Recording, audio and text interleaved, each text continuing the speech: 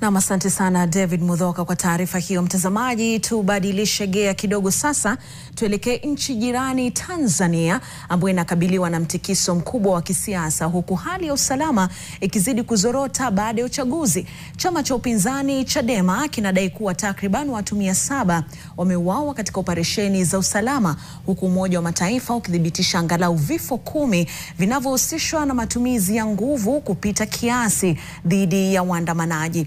Maeneo ya mijini yameripotiwa kuwa chini ya doria nzito ya kijeshi, upatikanaji wa interneti umesuasua na hata wakazi wanasema wamegubikwa na hofu.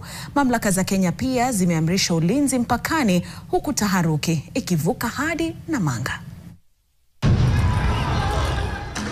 Ni siku ya 3 tangu kura zipigwe Tanzania, japo joto la vurugu limepanda. Miji kadhaa ikiwemo Dar es Salaam, Shinyanga na Morogoro imeshuhudia doria nzito za kijeshi, vizuizi vya barabarani na matumizi ya vitoza machozi kwa waandamanaji. Tukio hilo limewatia wengine hofu, hususan baada ya mitandao kufungwa na serikali ya Dodoma. We are alarmed by the deaths and injuries that have occurred in the ongoing election-related protests in Tanzania. Credible reports we have received indicate that at least 10 people were killed in Dar es Salaam, Shinyanga and Morogoro as the security forces used firearms and tear gas to disperse protesters. Mvutano huu umevuka mpaka hadi Namanga, mji wa mpakani wa Tanzania na Kenya. Mamia wamekimbilia upande wa Kenya wasijiathirika na ghadhabu ya jeshi la polisi la Tanzania.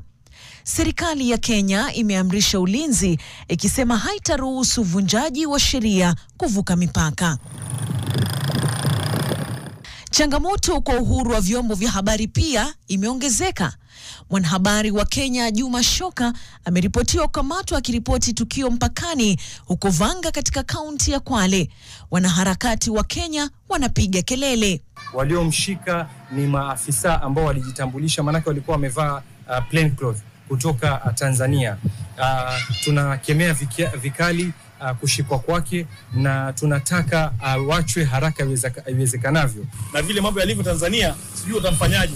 Sasa tuna appeal tu kama Kenya inaweza haraka na ili aachiliwe, maana tunahofia usalama wake. Kwa raia wengi, siku hizi chache zimekuwa kipimo kikali cha imani yao katika taasisi za taifa.